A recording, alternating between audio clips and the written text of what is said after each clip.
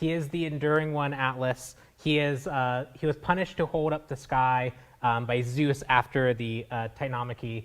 They lost the war, the Olympians won, and so this was his punishment. But he has taken that punishment and turned it into his strength.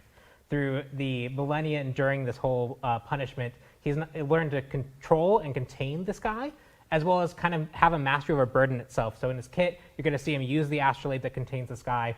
He's going to use it to full effect, and he's actually going to manipulate burden on his allies and put that onto his enemies. Zeus made a mistake, should not have given him this task, because he has definitely turned it into his strength. Oh, yeah. And I mean, just look at him. Look at how much strength he has. Oh. He's also very big. Yeah. He's taller than most gods. He's not obviously the like literally bigger than the map, because that wouldn't work for gameplay reasons. Yeah, that would be hard. He is very big, and he does actually have, I think, the tallest camera in the game, beating out Yorm.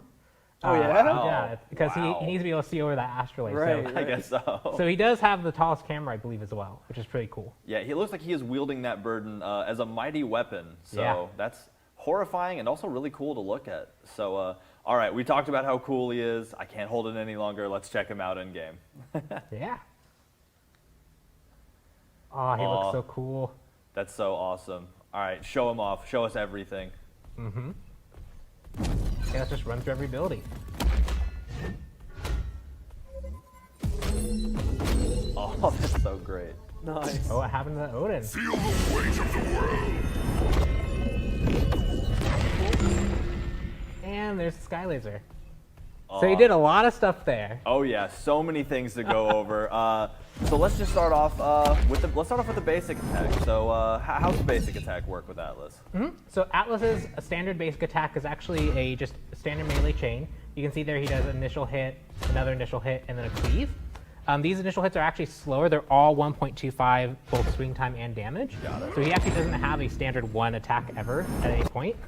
You can see also his passive activating there, where his passive, he can accumulate energy from damaging characters, and he gets an extra basic attack that when he has enough energy, it'll actually do that big slam down attack that trembles enemy gods, so some soft CC built in there as well. But once we get to the rest of the kit, we can talk about the other form that his basic attack can take. Ooh, will do. So let's, how about his passive? His passive is called the Astrolabe, and I mean, we can see it right there. Yep, the Astrolabe. You can see that passive meter building up. Yeah. He now has the kind of floating orbs around it. The passive meter's kind of swirling around. That means his next basic attack by holding the Astrolabe is going to be that big slam down.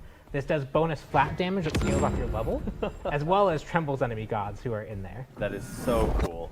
It'll stun minions as well, so you get some extra utility there. Yeah, all kinds of things you can bend that into. So his first ability, Unburdened. Let's get into that. Yep, so the first ability, Unburdened, he actually throws the Astrolabe, and this is a unique part of the character. Most of our weapons in Smite, when you throw them, they just kind of like disappear and reappear. They don't really have any permanence. This one actually does have that permanence. When you throw out the Astrolabe, you can see that he loses it. He's not holding it anymore. It is out, it is deployed. He has different animation sets for when he doesn't actually have this Astrolabe deployed. And his basic attacks also change, because now he doesn't have the weapon to swing. His basic attacks turn into that pulse that happens at that area. You can use that to poke enemy gods. You can use that to help clear your mini wave. It also scales its damage, scales off your level. So again, another thing that we did here was to make sure that he was a true support guardian. He actually has a few level scalings in his kit to make sure that his kind of damage is more uniform and controlled over the course of the game. Yeah, make it harder to just scale up and throw the Astrolabe and beat someone to death from across the map. Yep. And I think the final thing to note here is that when it actually is thrown and deployed, it does do initial damage in the area as well as slows targets. So this is a way to kind of initiate for that first CC. Yeah, initiate and get some damage as you walk up. Super awesome. So his second ability is called Gravity Pull. So what's Gravity got to say? Yeah, so I mean, this is a huge mass. It's basically the entire cosmos condensed down to his Astrolabe. He can just control the gravity of it, because that is how astronomy works. So the first version of it, when he's holding the Astrolabe, is actually going to be that cone that you see that's divided into two parts. If enemies are in the far part of it, they'll just get pulled towards Atlas. But if they're in that close critical range, they actually will get pulled into the Astrolabe itself, and Atlas is able to freely aim and throw them. He's able to move during that. He's able to like control what direction they're going to go, and that gives him essentially access to this kind of grab and toss that's on a non-ultimate ability. Definitely something that's really, really potent for a support guardian. This does change, however, if he has his Astrolabe deployed. So if he throws the Astrolabe and then uses it, it'll follow the same rules. It has that outer area and inner area. outer area, they get pulled towards the astrolabe. But if they're in an inner area, they get pulled to the center and then thrown towards wherever Atlas is at that moment. Oh, So- so much potential. Yep, 2 ways to control. One more direct up front, one more thrown range. You can get more people with it generally. So it's some extra utility there. If you're up in the front line, you need to go peel for your back line, you can toss it back there and use the pull to try and get people off. Yeah. A lot of different options here with how you want to use the astrolabe, and that's the primary goal of this kit, is that mastery of knowing when to use it, when to pull it back, when to recall it, is something that I think is going to separate good Atlas players from great Atlas players. And I can't imagine just the roam game on this. When you separate off from your lane and go to start handling, checking on other lanes and trying to get those ganks off, there's just going to be so much that you can get done with that. I'm super excited to see that in game, as much as I am horrified to be the victim of it. Get tossed into towers if you get a little bit too close. Exactly. Got to be careful. I go to dive and he's like, I'm just going to carry you. That's fine. So next up, we have his third ability, Kinetic Charge. Yep, so Kinetic Charge, if you use it just normally, it's a pretty standard charge. You run into targets, you do an AoE on when you land, does some damage. And you can see that it actually doesn't do any other form of CC or anything if that's how you use it.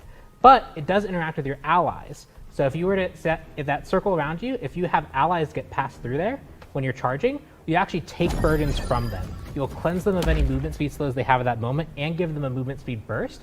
And you'll take those burdens with you. And then if you run into a god at that point, you actually dump the burdens onto them. So this can scale up to a 75% slow if you cleanse 3 or more allies.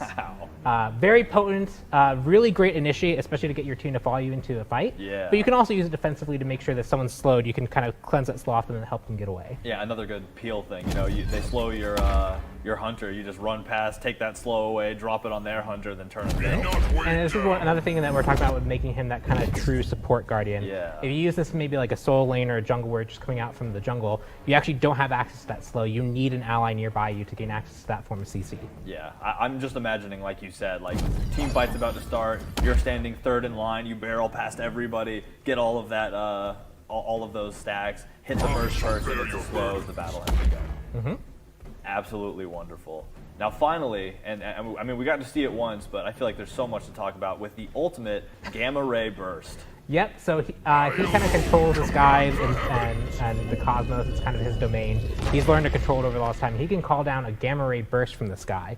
You can see there that when he first casts it down, you have that kind of like more translucent beam coming from that sky origin point. This beam itself is more of a radiating beam. It actually doesn't do that much damage, but it does provide a huge protection shred and a power debuff. So you don't want to really be standing in this. If he jumps it on you in the middle of a fight, you're going to be taking a lot more damage from his carries, and a lot more damage from like the jungler, the mage that might want to try and jump on you, as well as you're going to be doing less damage yourself. Yeah. But then at any point during it, or after 5 seconds, you can fire it, and at that point the gamma ray burst focuses and travels across the map. Not fully global, it's about, I want to say it's like 800 or 900 units. You can definitely go from mid lane to dual lane, mid lane to solo lane, but going from like dual lane to solo lane is a little bit of a stretch. Yeah. But definitely a really long range. But at that moment of focus, it does some more damage and immediately applies 3 stacks worth of that protection shred and power debuff. Wow. So if you want to just quick fire it to get some immediate protection shred, you can. If you want to try and get as many stacks as you can and then send it chasing someone down, you can. But you can see that it actually leaves like the burn marks on the ground and it's just a terrifying thing when you hear it coming towards you in the jungle. It's just one of those things that lets him have an extra bit of it's kind of like global threat utility that he can provide. And I mean, I can't imagine, like, so much zone control and objective control because, teams grouped up on the Fire Giant, you go to throw that down, and all of a sudden Fire Giant's hitting a lot harder and taking a lot less damage. So there's a lot of great potential for just team play and, objective control. And he has some good soft, kind of soft synergies there as well. His passive stacks with every individual hit, so dropping this on a team quickly builds up your passive. You can use your 2, either the deployed version or the held version of the AO2. You can use that to keep people inside of it. You can chuck people into the path of the beam. There's a lot of interesting things that you can do, a lot of different ways to kind of combine these skills for maximum effect. Choose what you want to try and prioritize in a fight. If you want to be an aggressive dual laner, you can kind of charge forward and try and control the enemy team. If you want to play more defensive, you can keep your abilities kind of close to your chest and use them when you need to peel for someone. A lot of different flexible options here, but we did really try and give him the tools that he needs to be a successful, true support guardian. Yeah, and I mean, I know I'm excited to see it. Guardians are probably one of my most frequently played characters, and I love having a kit with so much diversity, so many different ways you can utilize the abilities to either be offensive or defensive. So excited to be able to try this out myself. So I want to give a big shout out too to the programming team, the tech art team, the animation team. This character, because he can either be holding or not holding the astrolabe, Yeah. that immediately almost doubles a lot of the animations required for the character and a lot of the interactions. What happens when he has that out and another animation plays and he recalls it? How should those animations interact? The team did a huge amount of work to make sure that the astrolabe felt really heavy and really something that was burdening him. Yeah. But when he had that out, his animations changed in a way that felt really good. So, I mean, I think the team did an incredible job. Oh, and I can see it. And I got to talk to some of the animators myself about it, and I mean, they said exactly what you said. You know, it was a wild challenge designing a god that essentially had two entirely different sets of animations for, do I have the astrolabe, do I not have the astrolabe? So it's just, I mean, like with every god that comes out, there's new challenges, there's new obstacles to overcome, and new fun things we can discover that we can do in the game. And I think Atlas displays a lot of those really well. So super exciting. And Final god of the season. yeah, we got final there. god of the season. It's go. every time somebody says that, I'm just blown away that it's already, you know, the end of the year. We're already getting to 8/12. I was just getting started. What happened? Oh, right? Well, so that's Atlas. He is going to come out with, obviously, the normal cosmetics. He's going to have Cosmic Carrier Atlas when he comes out, so you'll be able to get that too. And It's a nice red recolor, and the actual yeah. astrolabe gets like a nice red glow on it. It's really cool. Yeah, it looks Guys so getting good. torn apart and like flung around in that card. That was awesome.